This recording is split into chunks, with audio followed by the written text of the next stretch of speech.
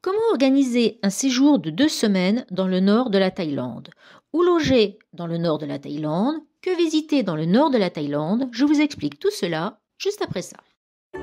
Bonjour, c'est Christine de À nous le monde, la chaîne qui vous propose chaque semaine des programmes de voyage jour par jour. Aujourd'hui, nous partons dans le nord de la Thaïlande.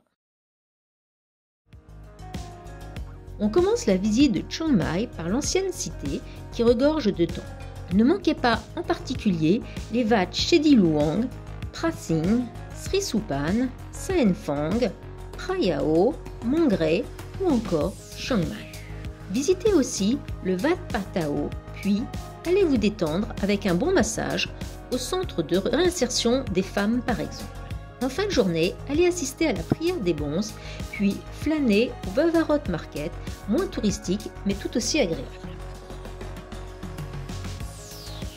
Aujourd'hui, on part visiter 2 villages Hmong, Doi Pui et Doi Supet, mais surtout pousser un peu plus loin et entrer dans le parc national en direction des plantations de café et visiter le village Hmong blanc de Ban Chang Klang, ainsi que les rizières en terrasse, les plantations de litchi, le lac Hue Ting Tao.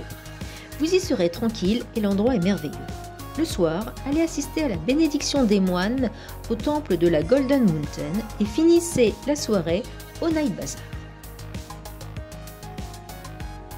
Si vous aimez le shopping artisanal, rendez-vous au village des artisans au sud de Chiang Mai. De retour en ville, allez vous faire masser au centre de massage des aveugles et si c'est dimanche, finissez la journée au Sunday Night Market.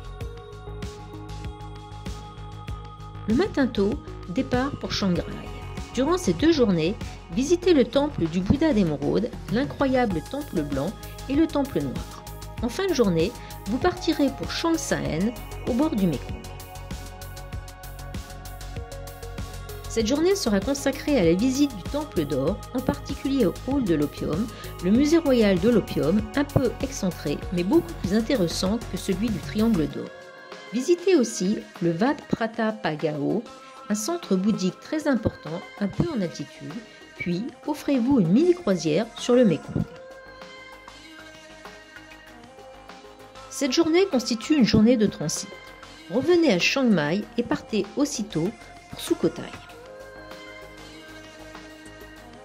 Pour la visite de ce site, je vous conseille de louer des vélos. Ne manquez pas en particulier les temples de Phra Phai Luang, de Si Savai, de Si Chum et le monastère au milieu de l'étang. Partez à Bangkok, visitez la ville quelques jours et reposez-vous avant de repartir pour la dernière grande visite de votre séjour. Départ pour le site d'Ayutthaya que vous visiterez sur 2 jours avant de revenir à nouveau à Bangkok pour reprendre votre avion. C'est ici que s'achève votre séjour dans le nord de la Thaïlande.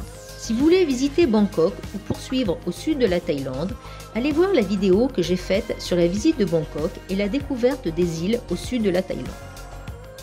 À présent, place au carnet pratique. Pour ce séjour, vous aurez besoin d'un guide généraliste comme le Routard ou le Lonely Planet. Sur place, nous sommes déplacés principalement en minibus et en train. Pour le logement, nous avons dormi à Chiang Mai au Makashiva, à Chiang Saen au Vian Yonok Hotel, à Sukhothai à l'hôtel Janda et à Ayutthaya au Luang Chumni Village. Voilà, cette vidéo est terminée. Merci de m'avoir suivi. N'hésitez pas à poser vos questions en commentaire, j'y répondrai avec plaisir. Pensez à vous abonner et à mettre un pouce bleu et à bientôt sur À nous le monde.